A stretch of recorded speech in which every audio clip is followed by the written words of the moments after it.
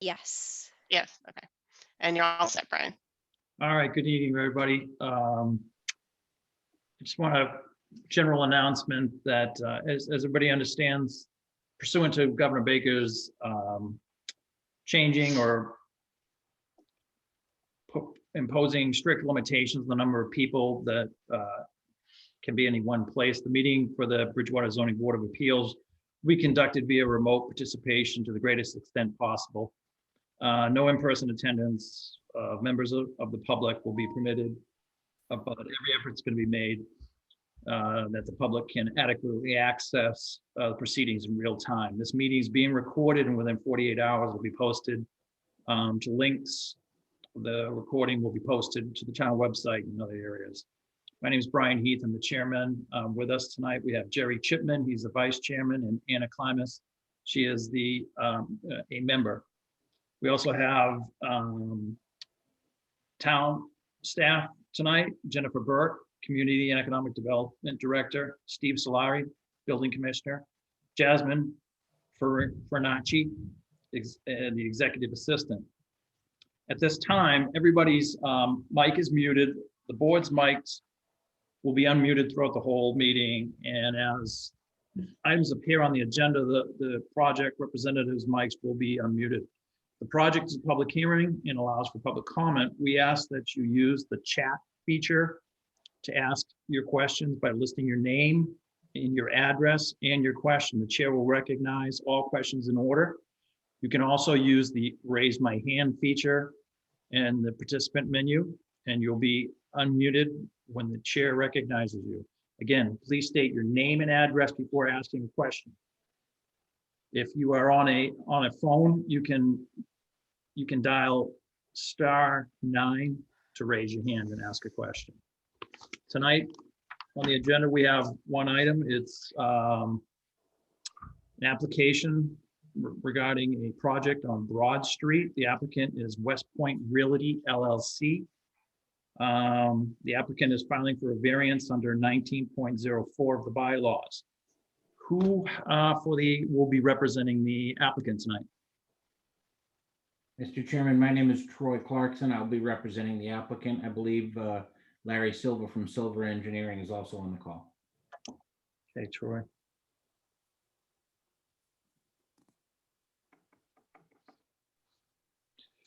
All right, why don't we start out? And if you would, Troy, just provide us with some background of what it is the applicant's looking to do and what they're requesting of the Zoning Board of Appeals. Yes, thank you, Mr. Chairman and members of the board. Again, my name is Troy Clarkson. I'm the principal of Clarkson Consulting LLC, and I represent West Point Realty, the developer of this project. This project, as you may know, has been a multi-year process.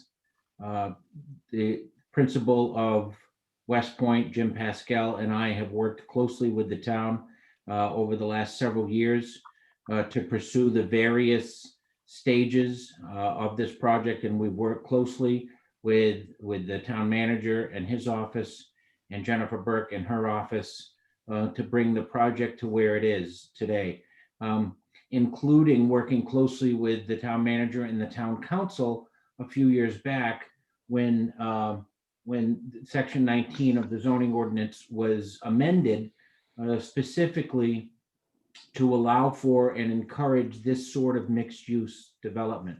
So at all times, we've worked closely with the town and have really tried to bring forth a project that would revitalize the downtown business district and provide that mixed use focus in the downtown business district that would help revitalize the area. And I provide that as a background for the board members, just to demonstrate that this is a long-term investment that the developer has made and is making in the town. And so working with the town manager and the director of planning and economic development, we negotiated, as is required in the ordinance, a developer's agreement. And as this project progressed in the early stages, all the parcels that we're discussing tonight, both on the east and west side of Broad Street, were all considered one project. As the developers agreement developed, no pun intended, and our deliberations with the planning board unfolded, the town attorney weighed in and suggested that the parcels on the east and west side of Broad Street could and should not be considered for purposes of the permitting one project. So the density and the number of units that we're talking about for the overall project have been consistent. What's different and what has led us to the Board of Appeals tonight was the realization, the development that in order to pursue the project as proposed and as planned for some time, the development rights for the east side, the right side, if you're heading north, would have to be then transferred to the left side or the west side in order to make the project work. So the concept of the unit count on the west side is not new. What is new and what is developed, and the reason why we're both for the Board of Appeals is to fulfill the legal requirement to actually transfer those amount of units that could be built on the east side of Broad Street to the project as it's currently proposed on the west. So I think Jennifer Burke in her memo to you of February 18th has essentially outlined that scenario that I've just described. I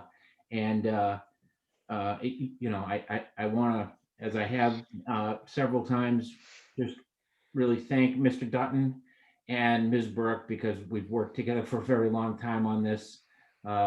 Even back when I spoke to the town council several years ago, noted not only the benefits of revitalizing that part of town, but the fact that it would also create a significant amount of new tax revenue for the town. So there are really benefits all over the public policy spectrum to finalizing this project. So I'm happy to answer any questions that members of the board may have, and appreciate your consideration tonight.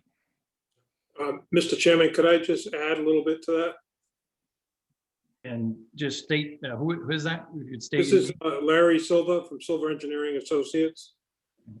If I could just add a little bit to that, in the plan that you see in front of you, B and C are not part of the actual plan as it stands right now.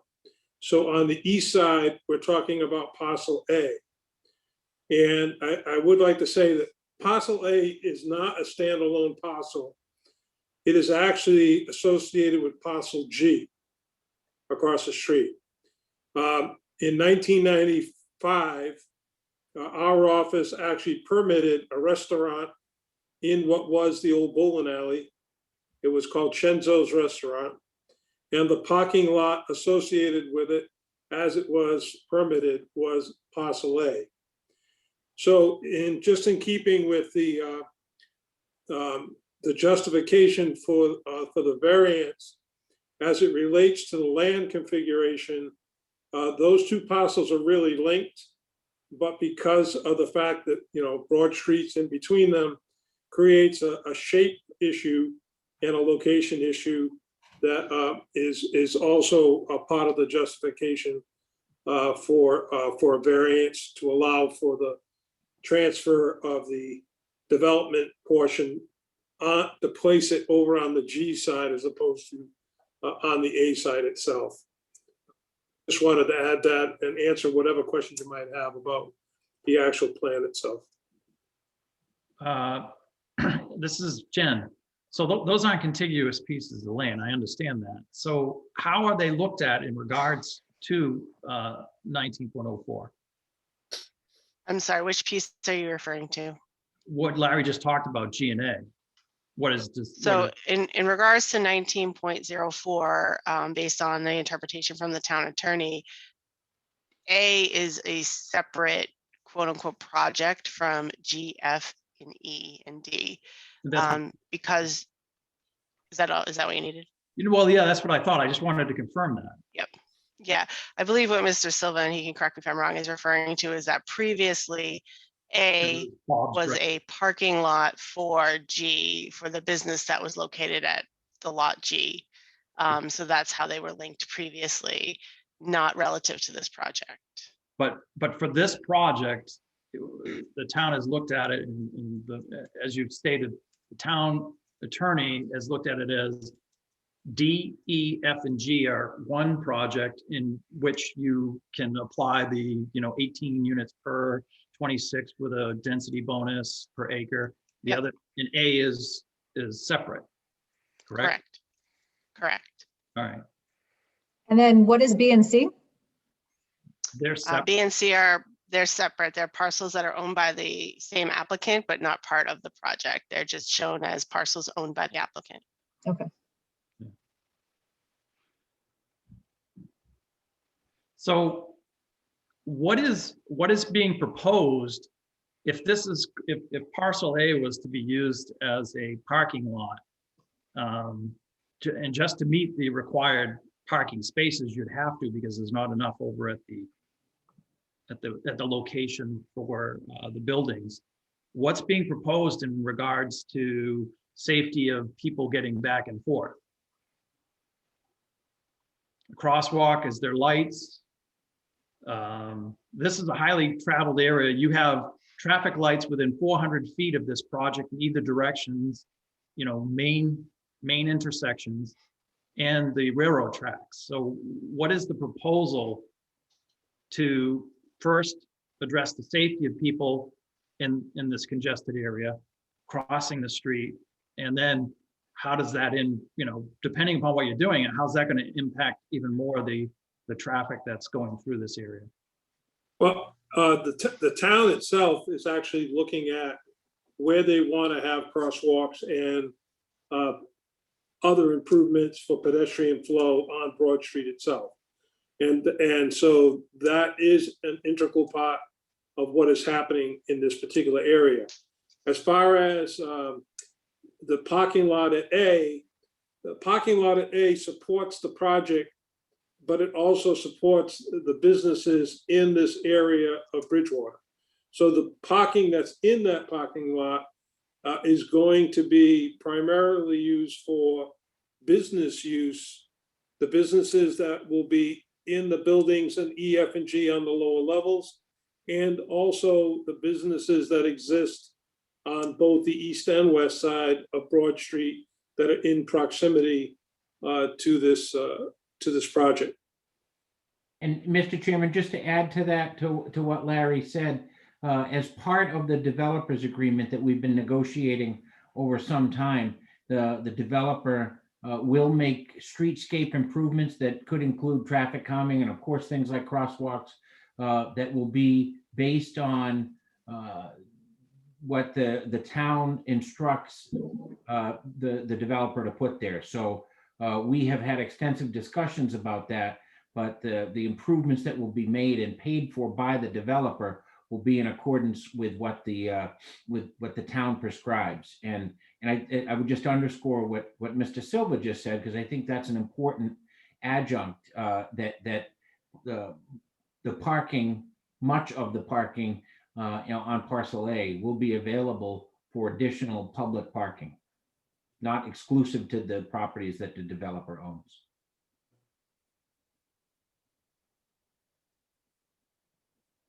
Understood. Anybody on the board? Jerry, Anna, question? Just have one question, and that is, my understanding is that the discussion has always been 67 units, and that the land areas were combined, A along with D, E, F, and G, so that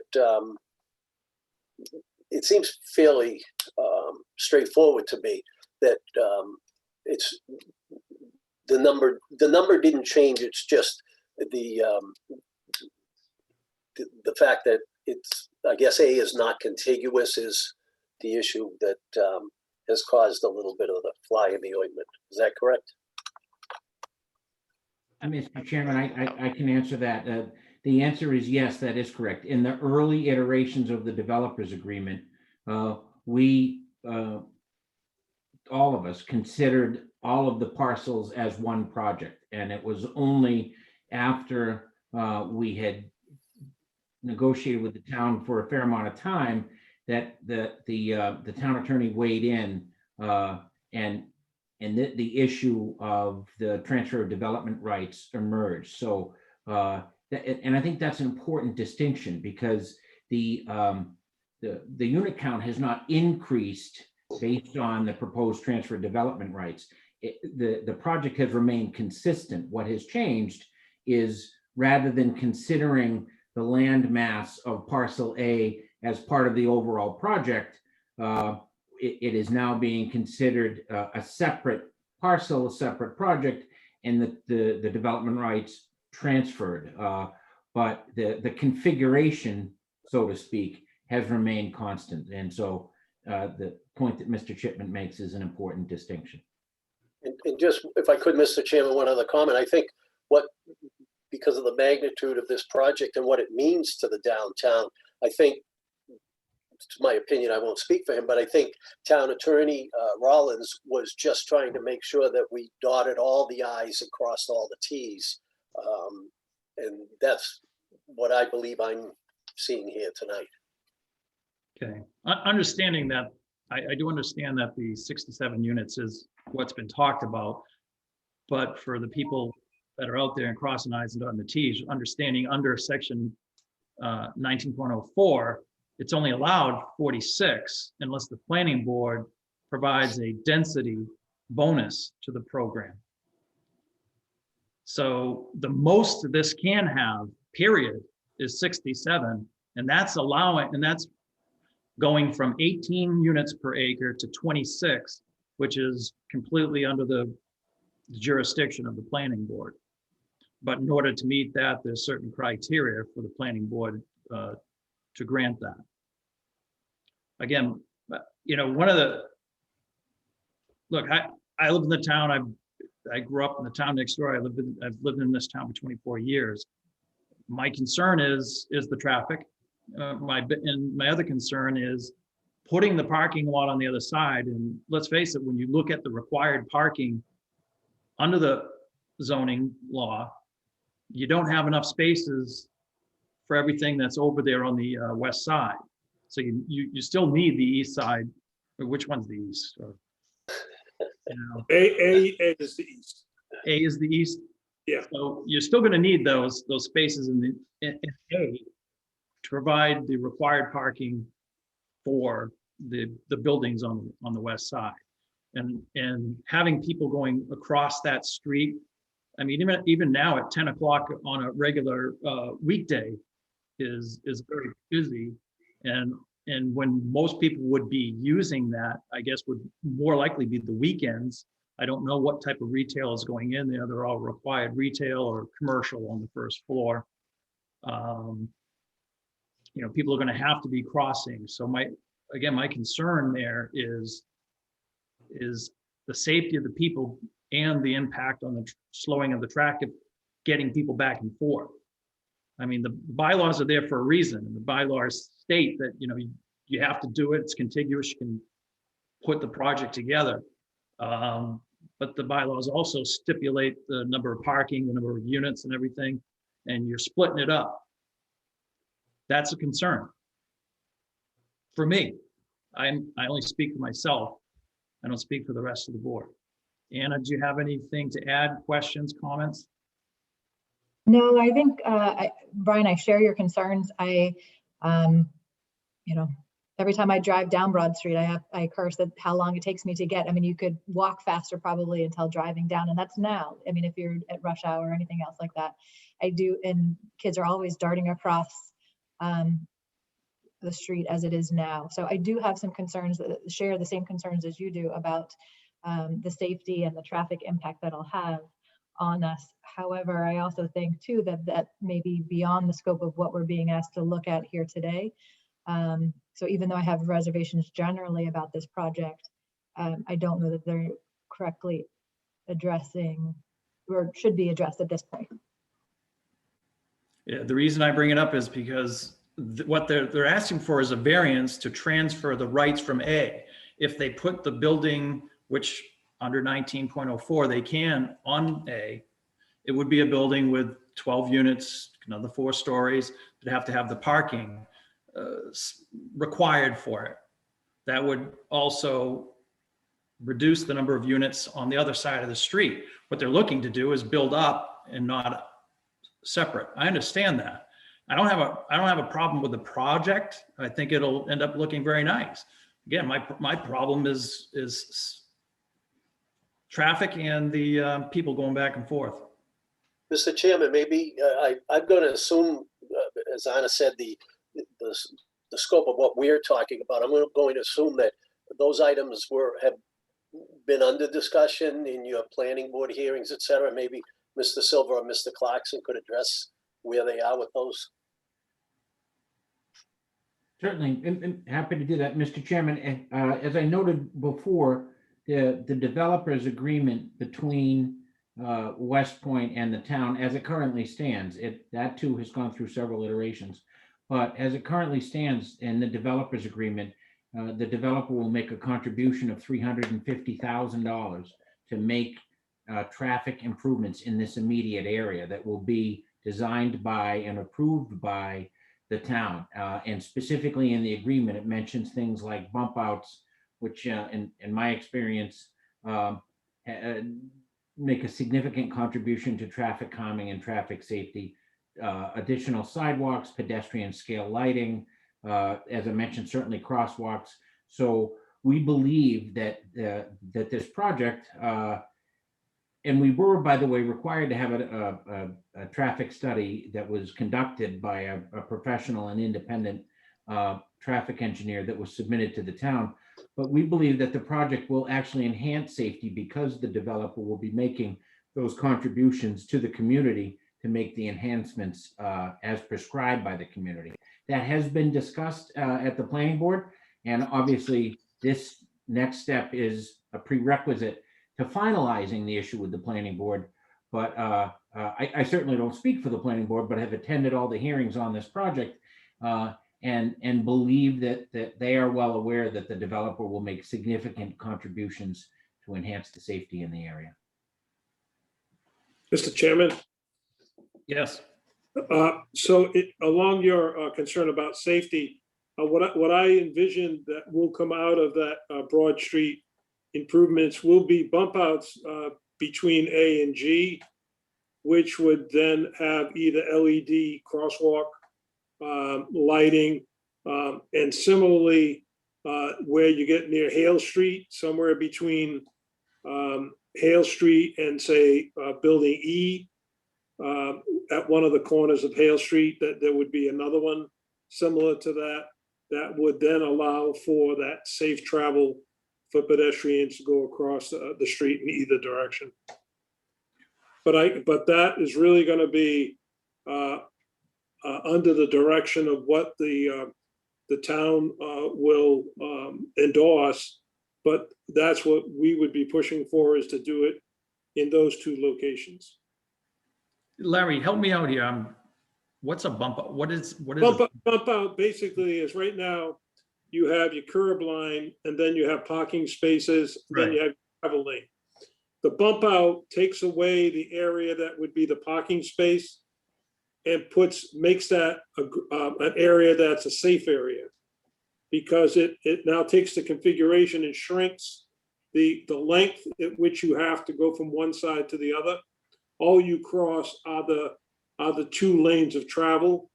You don't have to cross basically 4 lanes, 2 parking and 2 travel lanes. So it makes it a much nicer arrangement from a public safety point of view. good? Oh, I got you. Thank you. Appreciate it. People that plow the streets hate it. Yeah, I was, as soon as you were talking about that, I was thinking the same thing.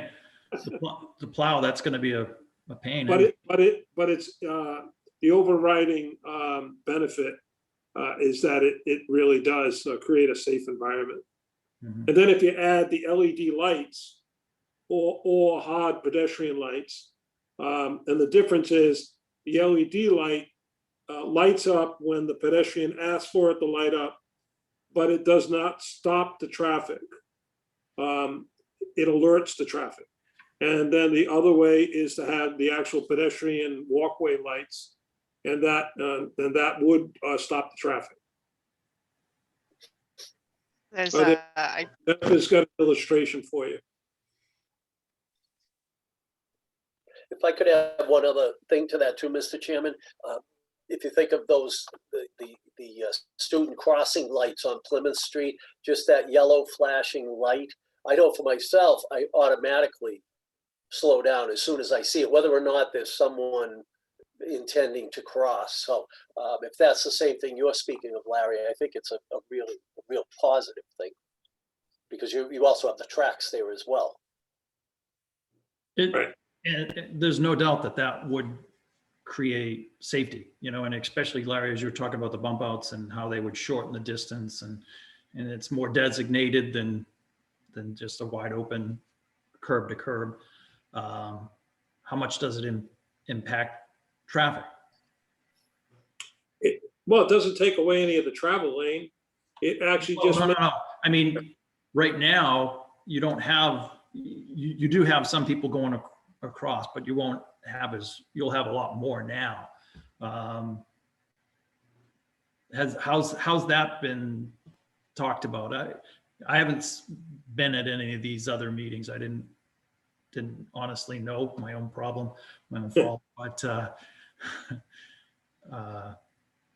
I mean, I think that some of the planning board members are thinking along the same way in terms of how to regulate it. Obviously, you're bringing more people into a downtown area. That's really the goal here, is to actually have businesses downtown that can survive by having residents that are there to be able to support them. So having that pedestrian flow is critical to making everything work down there. So it's important to be able to go from one side to the other, just to support the different businesses that are along that stretch. Whether or not you want to go to the Greyhound Tavern, or whether or not you want to go to a business that's going to be at the lower level of one of these buildings, those kind of crossings are going to make a big difference. Can I ask, in A, how many of those spots are reserved for the residents, if you will, or the tenants of the project versus the public? Jennifer, can you the other plan that shows the chart at the bottom? sure. That's the problem with being on Zoom. I can't look it up on my computer and see. So you want this chart, Larry, or? I think in the summary chart down, no, the one that we showed all the buildings together, down there, right there.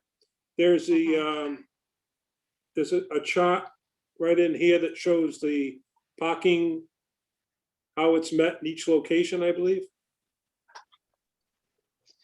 Yep, right over here. So the residential parking required is in this column, and then the parking provided in this column. But I think to answer Anna's question, what was told at the planning board meeting, and I don't want to speak for the developer, is that there will be no reserved residential spaces in the parking lot on A. All of the reserved residential spaces will be behind the buildings. And That is Mr. correct. Clarkson or Mr. Silver can correct me if I'm wrong. Yes, No, that's correct. But it also, where did I read it in the application or something, where the parking over in the west side is, because when you look at the, as you point out, and that was something I looked at, it's like the required parking and the actually being provided. It's required 30, 31, there's only 30 there. So you have to go across the street for the extra one. And the business and the residential, there's no, I thought it said that there wasn't any reservation for that, like it was a shared type thing or something. So if you're a resident there and say there's a business below and there's only 30 parking spaces. So again, I don't want to speak for the developer, but at the planning board meeting, what I believe has been discussed is under section 19.04, number 25, the planning board may allow for shared parking between the commercial and residential uses on the site. And I believe that has been discussed to have the planning board allow for that shared parking use. And I believe the planning board, I don't want to speak for all of the members of the planning board, but I haven't heard any big concerns about the amount of parking from planning board members. I feel like that issue was addressed by the planning board and they agreed to do the shared parking. If Mr. Clarkson and Mr. Silver want to disagree with me, then that's fine. I don't know. No, I agree with you that it was always portrayed to be shared parking with the understanding that some of these commercial businesses are daytime type businesses. The residential uses would be, I want to say, primarily the evening when you need the maximum number of them for residential. There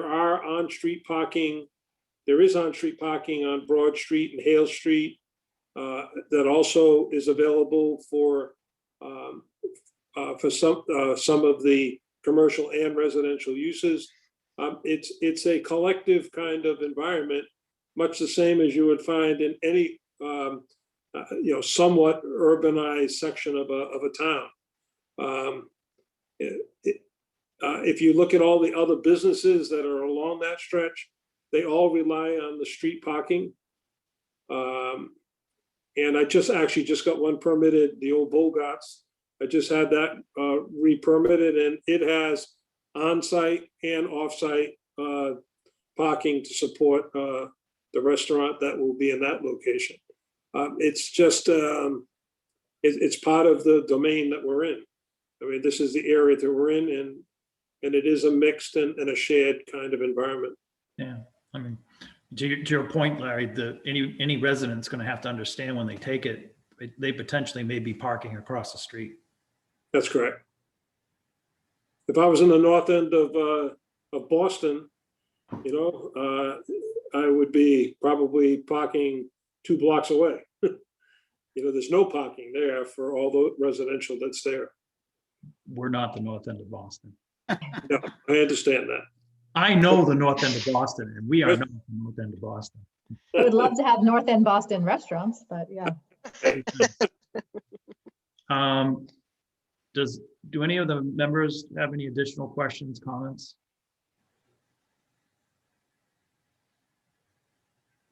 I take that as a no. No. Jen, do we have anybody in the audience that we'll open it up to the public for comment? We have somebody sent a message in the chat, Shelley Kensington. I'll unmute her and she can ask her question. Hello, I'm Shelley Keniston. I actually work at Bridgewater State with off-campus student housing. But I was just curious if, and I don't know if this is relevant here or not, but would Bridgewater ever consider a footbridge to eliminate the concern of people crossing back and forth over Broad Street? And that might be a later discussion, but it was just a thought I had as everyone was talking about it, because a lot of places have that, but I didn't know if that would be considered ever. That I'm afraid we don't have an answer for. I don't think it ever came up in any discussion that I've been in. Yeah. It was just something, food for thought. I've seen it at some other places that have similar concerns, and a lot of campuses, larger campuses, have that to eliminate kind of that run-in. So I wasn't sure. Okay, thank you. And then Tom G has a question. I'll unmute him as well. Hello. No, I agree with Mr. Heath that the spots in parcel A are going to be available for business on the weekends, but people are home all weekend. So there'll be less spots that will be taken up by the residents of the new project. Parking across the street is going to be a nightmare, going up and down the street. And I know what Larry's saying about eliminating the parking spaces to make it less to cross Route 18, but I don't see the hardship here. The Zoning Board of Appeals, I've been in front of them. The last time, as far as I knew, you had to have a hardship. They're creating the hardship here. So I don't see what the discussion is, to be honest with you. Thank you, Tom. Larry or Troy, do you want to because Tom has a point. I mean, you know what, I've been on the board for a little while, and our old friend, if you remember Larry, Andy Bissonette, would always say, you're creating this hardship on yourself. You're imposing the hardship on yourself. When you look at it, we are limited in what we can do or in how we look at it. And it's generally required, you know, the land, you know, is causing this. To Tom's point, how do you help us out to understand how this falls under our preview to grant the variance, given what we have to determine and decide? Well, under the variance criteria, I would say to you that the one that relates to soils certainly applies, because the soils on parcel A are very nice sandy soils. And that sandy soils is conducive to drainage, which allows that to be more applicable to the parking area that it'll support. If you make that into a separate building in order to put those units on that side of the street, the east side of the street, you now do not have the more compatible soils that you find on the west side of the street. I mean, that's one of the criteria as far as the variance criteria. I understand that this is not a straightforward variance request like many other ones, which are dimensional or otherwise meeting the letter of the statute that was set forth for variances.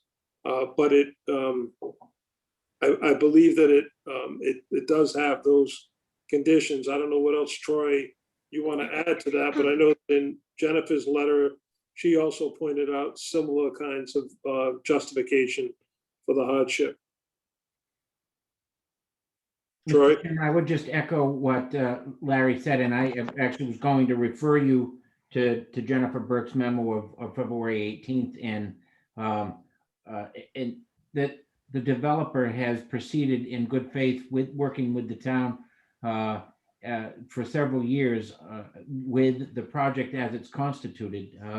And so when this issue emerged, we together, but certainly with the input and the suggestion of the town, pursued the variance as a way to complete the project because the town saw that as the best remedy to proceed. And when the town council created this portion of the ordinance, it was to encourage a development just like this so that it would revitalize the downtown area.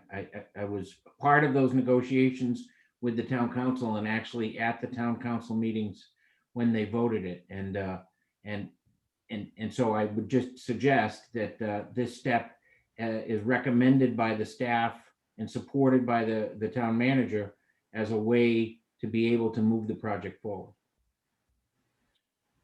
And I don't think, from listening to people on the board, I don't think there's any one that says that this project isn't a good project, wouldn't be good, or that it wouldn't go forward. And Larry, I'd say, if, for argument's sake, let's say you couldn't do it, you know, you'd end up building the same size buildings on the west side that you're proposing now, and you'd come under the same drainage issues. So the idea of the soils doesn't really cut the mustard. Well, I mean, and the other part of it is the financial part of it is to build a separate building on that east side is certainly financially not feasible to do it that way. I think it would be to Aren't you creating that hardship? I mean, you have a bylaw which requires, you know, it's not contiguous. You can do it. You can build over there and use the mixed use. But again, I would ask, you know, how do we get over well, aren't you creating the hardship yourself? You're asking us because you bought two lots that aren't contiguous. There's nothing wrong with lots. You can build on both. It's going to cost you more. Yes, that is a financial hardship, but that's not due to the lots themselves. It's because you bought two lots that aren't contiguous. Well, I would argue with you, though, that as I started in the beginning, and say to you that the bowling alley building itself and modifying that building and redeveloping that building, it doesn't have much land associated with it itself. Well, I understand. It is this lot across the street, which is what allows for that building to function. So when you say there isn't a hardship, there is a hardship because it always has been that building is dependent upon the land across the street to support it. Right, and no argument. But now what you're trying to do is you're using 1904 to do the mixed use building, and you want to use the land across the street for the parking to support not G, but all of it. So again, how do you get over? You're creating the hardship. I guess I don't see that we're creating the hardship, but I understand your point of view too. I think, Mr. Chairman, you raise a valid point. I would just once again go back to the progression of this development and how it has unfolded from the beginning, because for a fairly long period until fairly recently, the parcels were considered all one project, and both sides were proceeding in good faith, working under that notion. And this development of bifurcating the project based on the opinion of the town attorney is a fairly recent development. And so the remedy proposed by the town and agreed to by the developer was this remedy. And so had the project looked different from the beginning, maybe we wouldn't be having this conversation. But this relief is being sought because we've worked for quite a long time together under the assumption that the project included all of the parcels as noted. Well, I understand, but and let's be honest, it was a bad assumption. And there's nothing, when the attorney gave his opinion, which my reading of the bylaws, it's right. It's the correct determination. I understand you were moving along with it, but it was a bad assumption. So what I'm asking you guys is to help me. All right. So now you're before the Zoning Board of Appeals to ask for a variance. Under the bylaws, we're allowed to grant variances under certain conditions. Generally, when an applicant comes in, they spell out exactly how they get us over the hump to give them that variance that they're requesting. And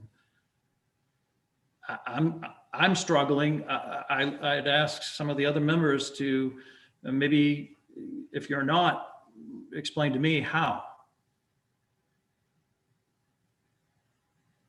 Well, I can, in response to that, Mr. Chairman, say that we've discussed this, both the development team, I think, and with the town on several occasions. And the point that Larry made about the financial feasibility of the project is not simply from a profit standpoint, but a project feasibility standpoint. And in order to make the project work as a whole, and that the level of density that's being proposed with the density bonuses as proposed by the developer and as reflected in the developer's agreement negotiated with the town manager, in order to make the project feasible, and the developer is prepared to invest $30 to $35 million in the downtown. This is the project that he feels is necessary to be able to move forward. And I believe, given the critical location and critical nature and focus by the town, both the elected and appointed decision makers, that this is the area of focus for redevelopment, that is, I believe, a compelling case and a compelling reason to move forward. But you still haven't helped me out. I understand what you're saying. Look, there's certain dynamics of what makes a project financially feasible. That's not something we can decide on. That's an individual's choice of how much money do they want to spend on this development. We're required under the bylaw in granting a variance that owing to the circumstances related to the soils, the shape, topography, or whatever, that a literal enforcement would be, to the detriment. Financial is one of them, but I haven't gotten to the point where I can support someone coming back to me and say, how the hell did you grant that variance? I've been, Tom G, who just spoke, as he stated, he's been before the board, and we've requested and required, all right, you got to answer these questions. This is the authority that we are granted as a zoning board of appeal. This is how we make our determination. This is what it's based on. I'm having a difficult time getting over that hump. Again, I would ask some of the other board members if they aren't, if you could state why and help me understand where I may be incorrectly in my interpretation. Well, Mr. Chairman, I would just ask you, what substantial detriment to the public good would it be if we did vote in favor of this variance? That's not the criteria of our authority, Jerry. It's part of it. You've completely. It's absolutely part of it. Okay, reading what it is. Owing to the circumstances related to the soil conditions, shape, and topography of such land or structure, and especially affecting such land or structure, but not generally affecting the zoning district in which it's located. A literal enforcement of the provision of the bylaw would involve a substantial hardship, financial or otherwise, to petitioner or appellate, and that desired relief may be granted without substantial detriment. That's the second half of it. You've completely jumped over how we even get there. I didn't jump over anything. I'm just asking you, you've got a project there that people have been working years on, and if they made an assumption and they made a bad assumption, it doesn't mean we throw the project out. It means that we try to get to a point where we could keep this moving. What do you want? 13 units built on the other side of the street, so you got a completely incongruous project that makes no sense for the downtown? I don't think, Have latitude here. but I don't think it's, throwing away years of a project. We're trying to conform to what our bylaws are and what the requirements are and what we're looking at. And so I get that. We've had this discussion many times in our meetings.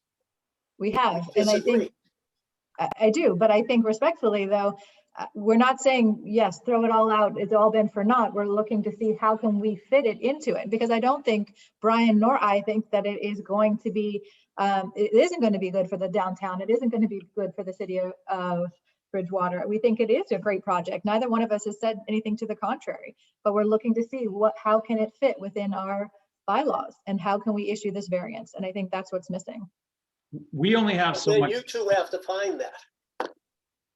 I can't explain anything to you. You have to find that and decide whether or not you can make a yes vote on this or not.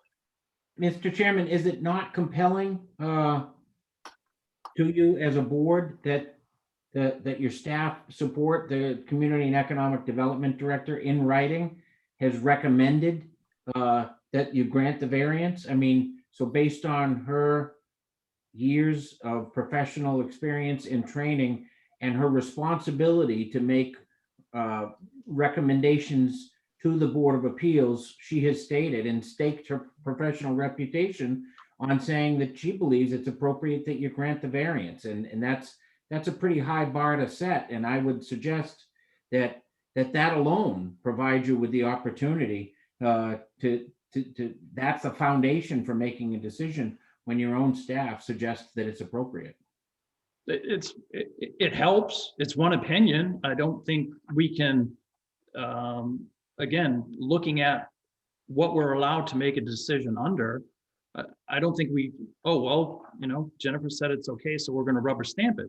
No, I still have to be able to stand up and understand, you know, if someone says to me, how the hell did you do that? Well, here's how I did it. Here's why. Here's the authority we have. We've had this conversation many times in a lot of our meetings where people have come in and tried to bring us outside of our purview. It's like, no, this is what we have to decide. Here's the authority that we're granted as a zoning board of appeal. And based upon what was brought before us, it met all the criteria and we're good.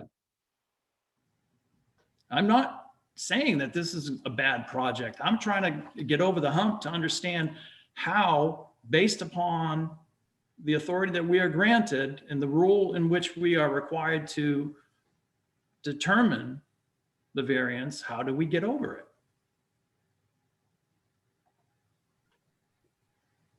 Is there anybody else, Jennifer, in the public?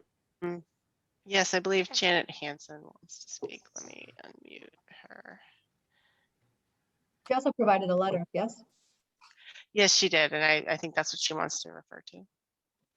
Go ahead, Ms. Hansen. Hi, Janet Hansen, Pleasant Street, Bridgewater. Thank you. I did send a letter. I didn't know, I came in late, unfortunately, so I'm told I don't think it was read. And I don't know if I can read it, if that's appropriate or not. If you want to really just Summarize. summarize it. Okay. Well, I do feel that it's too big for the area. I don't have any objection of that area being developed by any means. Something needs to be done to the area, but you got to have it to be able to fit the area. And I know some of the discussion may or may not be about the appropriate for the designs, but I find that you buy a piece of property, you know what the zoning is, you should be expected to abide by that and stop always trying to make something bigger, try to find a variance and stick with what's allowed. You might find there's less resistance. I am concerned about the parking availability. I'm concerned about increasing the number of units. I couldn't see the agenda, so I don't know exactly some of the issues that were discussed. And as I said, came in late, so I apologize. But they want to make it bigger than the area I feel can support. They want to make it 4 stories high, which the zoning is, I think, 45 feet max. And I have questions on some of the designs. I see like there's, I don't know what it's called, but a roof bulkhead. I don't know if that's allowed to be higher than the 45 feet. But that may be something to consider. And they're, talking about solar panels. I just don't know why it has to be 4 stories. And if they didn't increase the units, you wouldn't have as much, that's 13 more parking spaces and plus visitor parking. And it's just bigger. It's too big for that area. And the zoning, I did look at the zoning 19-04, and you're right that, there's a lot in that to consider. I mean, just the 1904 states the adjacent properties are to be protected from nuisance caused by noise, fumes, drainage, shading, traffic, and glare from lights. The heights of those buildings will affect the houses on the other side. And there isn't any in that area. There's nothing that is 45 feet that I could see. And I did drive through the center of town and looked at the homes in that area. There's 3-story homes, but I just can't envision 4 stories. I don't think they have a hardship. They knew what they were getting into. I just am concerned about the traffic, the parking, and the design that they have. And I think section 19 needs to be followed, closely. I just hope my letter is looked at closely too, since I'm not reading it. Thank you. Thank you.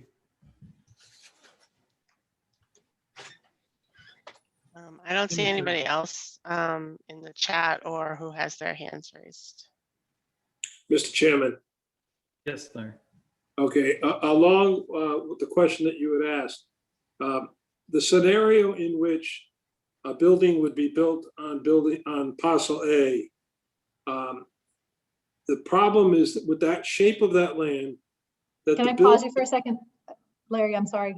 Jennifer, can you put the map back Plan up up again? again? Yes, please. Sure. Sorry, Larry, I didn't mean to interrupt you. I just want to That's be able to okay. visualize what you're about to say. Sorry, go ahead. okay. In contrast to buildings going on G, F, and E, I said that backwards, but E, F, and G. D, E, Okay, F, G. there, as you can see that there is a spacing, there is some area to be able to absorb the size of the buildings and the activities that are going to be taking place. On building A, should that have to stand by itself instead of transferring the development rights to the other side?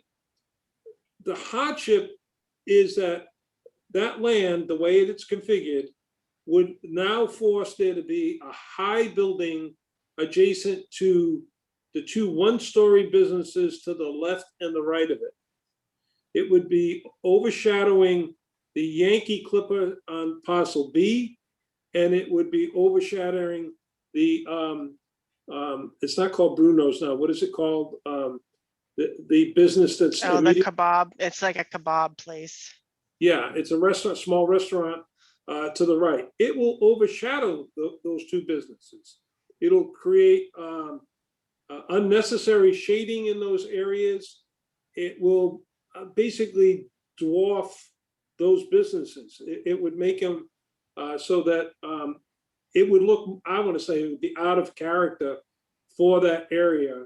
So I think that, when you say shape of the land, I say the shape of the land in this sense is that it doesn't allow for a building to be placed there and actually give the kind of buffering to what's around it that would make it fit well in that location. So I would say that, using shape of the land as one of the criteria, I think that it makes for more sense to transfer those development rights to the west side of the road so that you don't have a project on A that would be detrimental to the adjoining parcels, including the residential dwelling that's on C. And Larry, if I understand correctly, the buildings on E and F, the front portion of the buildings is only 3 stories? That's correct. In response to questions that came up and comments at the planning board, the architect went back and redesigned those in order to make it so that when you look from the street, from Broad Street and from that area, you see a 3-story structure. The backside is 4-story, but it's hidden in the sense that you don't see it from line of sight. You can see it from an aerial, but you're not going to see it. So the appearance along Broad Street is to give it more of a 3-story look from Broad Street. And that was in response to comments that had been brought forward. And actually placing a building on A creates a real shadowing effect and a dark area in between a building on F and one on A. It's actually not a desirable thing. Having the buildings on the west side now allows for it to have, you have all morning sun, afternoon sun until later in the afternoon when the sun is over the other side of D, E, and F. Thank you, appreciate it. Okay. I think there's somebody in the chat. I have to stop sharing to see. I'm sorry. Mark Lindy has a question. Unmute him. Okay. I'm just wondering if it's appropriate to ask why the for sale signs are up on the properties? I think they've always been up, aren't they, Jen? No, I believe they were put up last weekend. I'm happy to answer that, Mr. Chairman. I think the developer has owned these properties for the better part of a decade. And I think has worked in good faith with the town to pursue development within the confines of the ordinance that's set by the town. That's a long time to hold carrying costs on a piece of property. And I think he remains very hopeful that we can complete this project and work with the town. But is a businessman and so is keeping his options open. I think at this point, should the project not move forward, I think, he's protecting his investment and seeing what other options exist out there.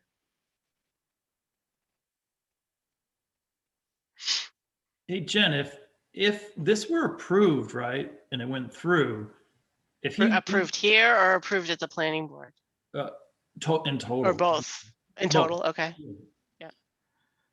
Could he then just sell the property with those rights? Because isn't part of it Yes. it's the individual that you're dealing with is why certain concessions are being made?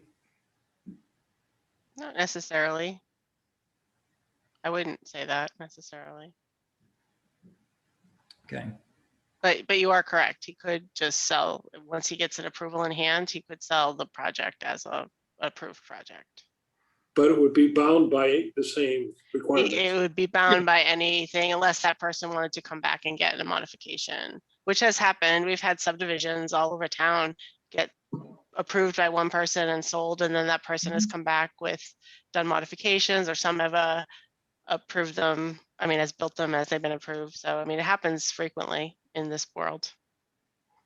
I can tell you, Mr. Chairman, and the only person who can ultimately make decisions on behalf of the developer is the developer himself. But we've discussed this many times over the years.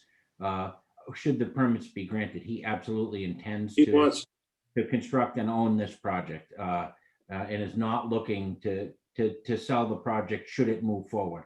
I think, as I stated a minute ago, the reason for the for sale signs are should the project not go forward, he may choose to divest himself of the property so that he can pursue other interests. As you know, he has owned several other properties in Bridgewater and has worked closely with the town to significantly improve other blighted properties in the community. No, I understand. He's got a good reputation within some of the areas. Both police. Mrs. Hanson would like to speak again if you'd let her. Sure.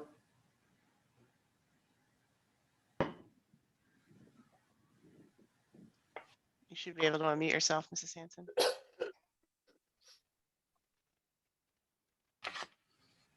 Hi, sorry.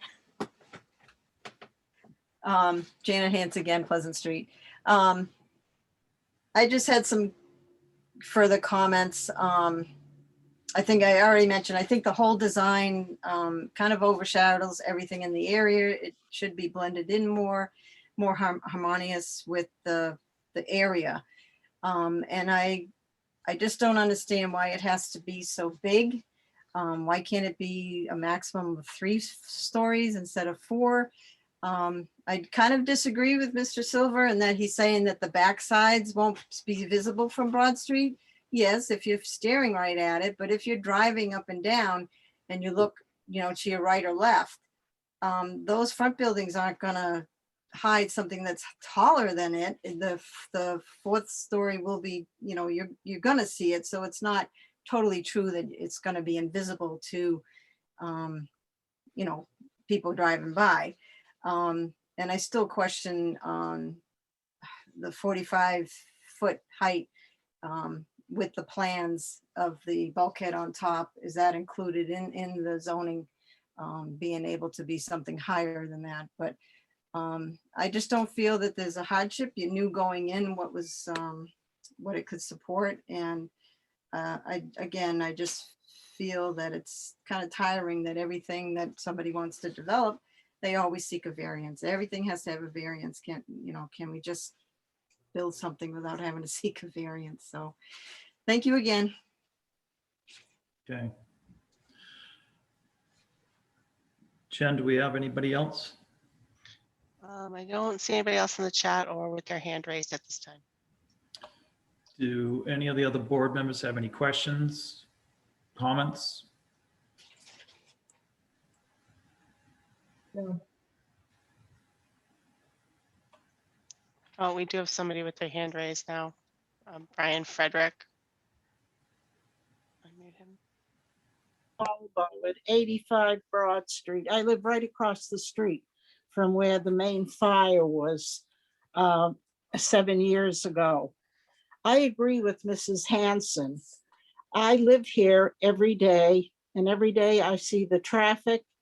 I see the parking problems. I had to go to the town hall and the planning board to get an hour time to have my clients have the parking spaces out front. This is much too much big a project for this area. On Fridays, I see the cars lined up going down to the Cape, or at 5 o'clock, they're coming back and forth. It is a traffic nightmare. On the weekends, the cars on Hale Street have been getting tickets because there's no parking for the apartments where the students are living. And they park in front of my gate on Hale Street.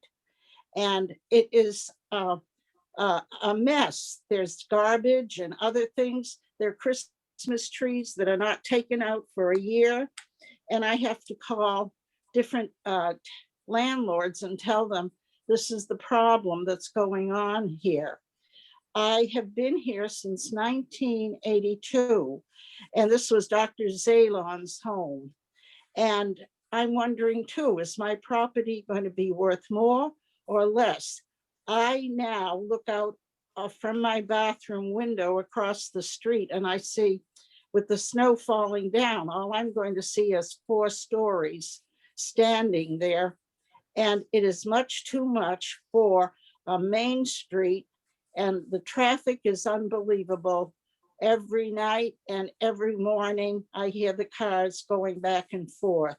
So I would, and I appreciate Mr. Chapman stating his concerns about the mobility of the cars and the traffic situation, because I have lived here every single day seeing the traffics.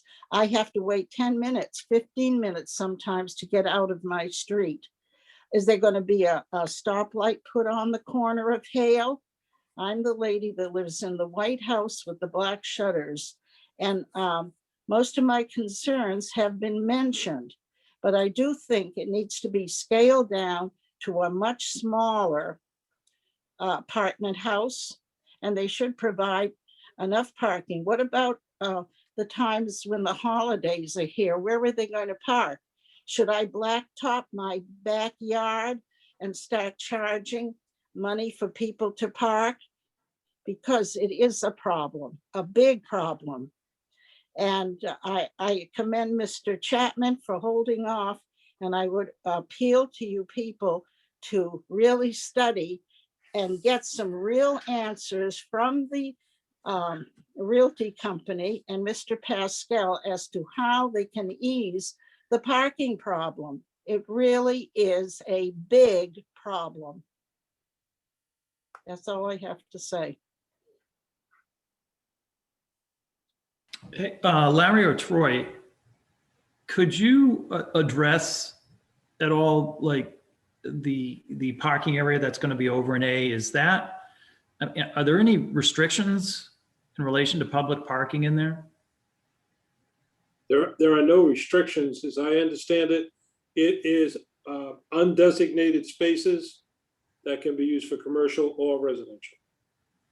But is it for that project only though, is I guess what I'm saying, you know, because I thought when we first started, there was a comment made that, you know, it could be used for parking for, say, you know, some of the businesses on the side. Yeah, for businesses, it could be businesses that are part of the project or businesses next door. Like, So somebody- they could go down there and park for Greyhound if there's parking spaces available. Yes. That's been part of our discussions, Mr. Chairman, with the town all along, that the project would enhance both through the safety measures that we discussed earlier in the meeting and this parking plan that would enhance the parking issue in the downtown business district, because that we would provide additional free public parking. Mr. Chairman, that's also part of Jennifer's recommendation, is that it's, it will be rehabbed to a parking and, which will allow for public parking in the downtown. Mhm. Yeah, I thought that was the case. I want to make sure people understood it and it's on the record.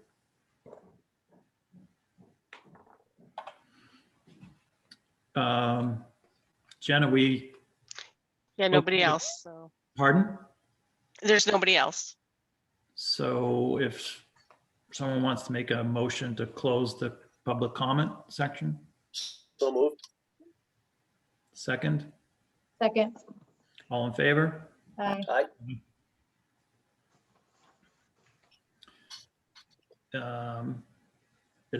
As the applicant, or again, any member of the board have anything additional to, excuse me, to add? I don't. No. Troy or Larry? No, Mr. Chairman, thank you. I think we've had a wide-ranging and detailed discussion. Appreciate the board's consideration, and hopefully the project can move forward. Okay. All right, so at this time, I would request one of the board members to make a motion. Mr. Chairman, I'll make a motion to grant the variance that,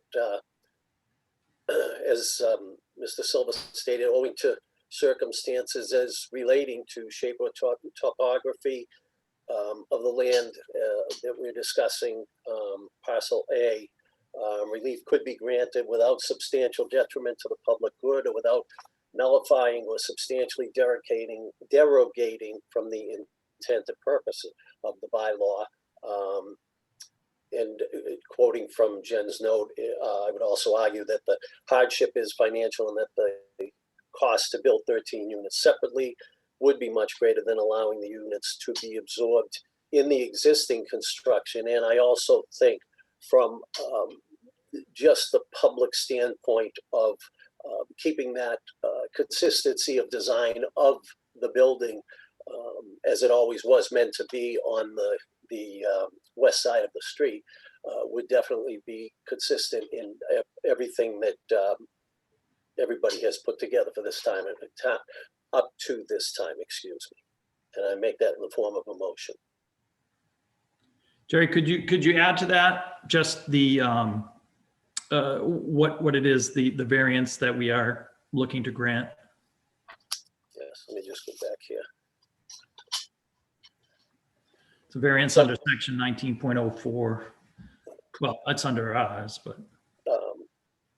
Yeah, well, yeah, the variance is for special permit 1904 before the planning board currently. And